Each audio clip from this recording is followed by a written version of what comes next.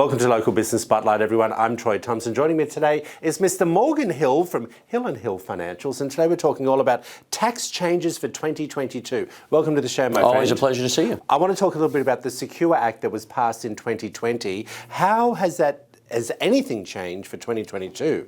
Well, actually, that we should be concerned or thinking about? You bet. There are definitely some things we should be thinking about. First, the Secure Act, setting every community up for retirement enhancement, a wonderful acronym that came from our federal government. Big changes when this act actually was passed in late 2019 and became effective January 2020. One of the things it did was radically change these things called required minimum distributions. It used to be at age 70 and a half, you'd have to start taking your distributions. Now it's age 72.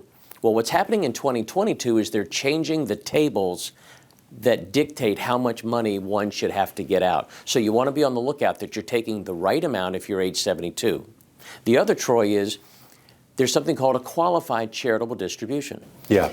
When I think it's called the Trump tax code, when that became effective, the standard deduction became so robust, it made itemization somewhat of a moot point for many folks. Hey, it just doesn't pay me to itemize. Well, many people would have to take these distributions out of their IRA, take it as taxable income, and then they say, well, I want to donate to my charity or to my synagogue or church or wherever, and then I'm taking the deduction, but it doesn't give me much of a break on taxes. Yeah. So qualified charitable distributions are now available once you hit 70 and a half, that you can donate directly from your IRA to the charity, the 501c3, not take it as ordinary income, and be able to be charitably minded. Right. So when people are doing their taxes, they need to be aware of the change in the distribution amount that's happening in 2022, and always be aware that they can donate directly to charity, and that could have an impact when they file their income taxes on a yearly basis. Interesting. Yeah. I want to talk a little bit about the required minimum distribution that were not in 2020, but they are now. Yeah. They actually in 2008, when we saw the Great Recession come in, that current administration, as President Obama was coming in and President Bush was exiting, they gave us a hall pass there as well. Same thing happened in 2020. When COVID really hit in March of 2020 and the market dropped precipitously, a decision was made that says, because of the decline in the account value, we're not going to make you have to take money out of an asset that's declined.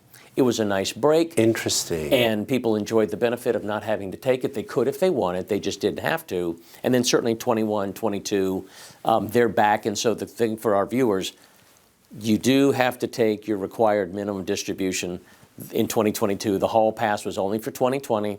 You'd want to make sure. You got to do it now. You got to do it now. I want to ask you a question. It's a little bit off script, but still around here. If Joe Blow's sitting at home that may have a financial advisor, but only gets to speak to them every other year or maybe once a year. Yeah. What's your advice on something like that? How often should one be speaking to you? Sure. To maximize knowledge? Correct.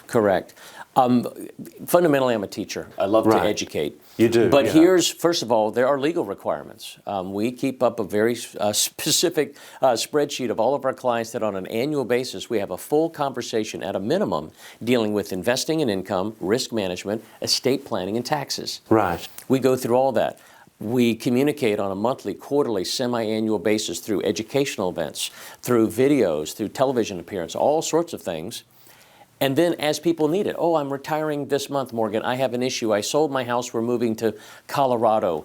I've got an issue with a family member that I need to help them out. So we think as needed is also important, but there should be a structured review on all these areas on a very regular basis. I think that's really important. Thank you so much. Always a pleasure. If you want to find out more information, there it all is up on the screen for you. Hill & Hill Financials. And of course, I've been talking to the man himself, Mr. Morgan Hill. Back after this short break.